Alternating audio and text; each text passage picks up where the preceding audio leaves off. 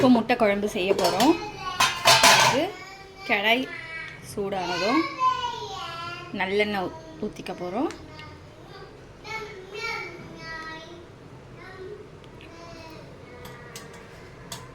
இப்போ எண்ணெய் சூடானதும் அதில் கடுகு,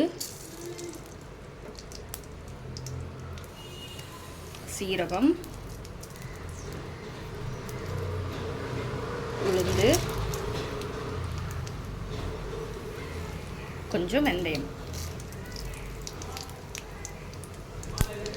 போட்டு பொரிய விட போகிறோம்.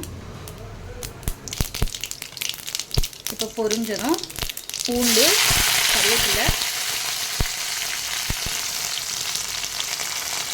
கருவேப்பிலை வெங்காயம் சேர்க்க போகிறோம். சேர்த்து நல்லா வதக்கணும்.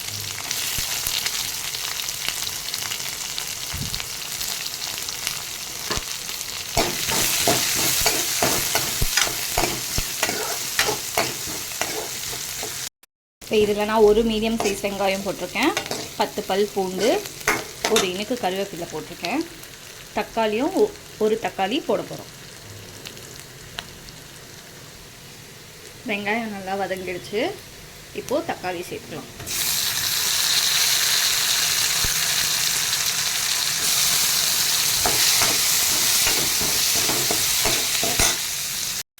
தக்காளி நல்லா வதங்கிடுச்சு.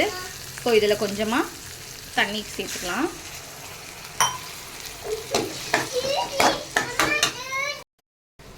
இப்போ 1 ஸ்பூன் குழம்பு மிளகாத்தூள், கொஞ்சமாக உப்பு, தேவையான அளவு உப்பு போட்டுக்கோங்க.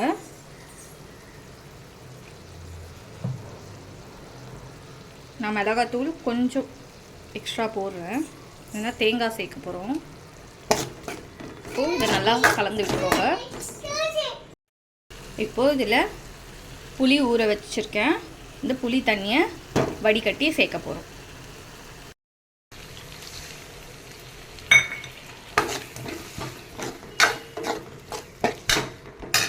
இப்போ இதில் கொஞ்சம் தண்ணி சேர்த்துக்கோங்க.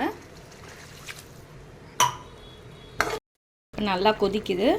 இதில் 2 தேங்காய் பத்தை அரைச்சது ஊற்றுறேன்.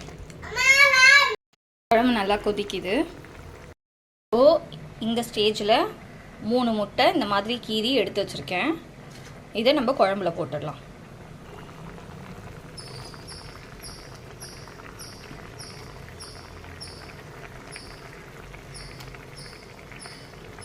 இப்போ இதை ஹை ஃப்ளேமில் வச்சு நல்லா ஒரு 5 நிமிஷம் கொதிக்க விட்டு எடுத்தோன்னா இந்த முட்டையில் இந்த குழம்போட ஃப்ளேவர்ஸ்லாம் இறங்கிடும். அப்புறம் ஸ்டவ் ஆஃப் பண்ணிட வேண்டியதுதான். இப்போ இதில் அந்த முட்டையை டிஸ்டர்ப் பண்ணாதீங்க. அந்த குழம்பு மட்டும் எடுத்து அப்படியே இந்த முட்டை மேலே கொஞ்சம் கொஞ்சம் அப்படியே ஊற்றி விடுங்க. அது உள்ளே நல்லா அப்சர்வ் ஆகும்.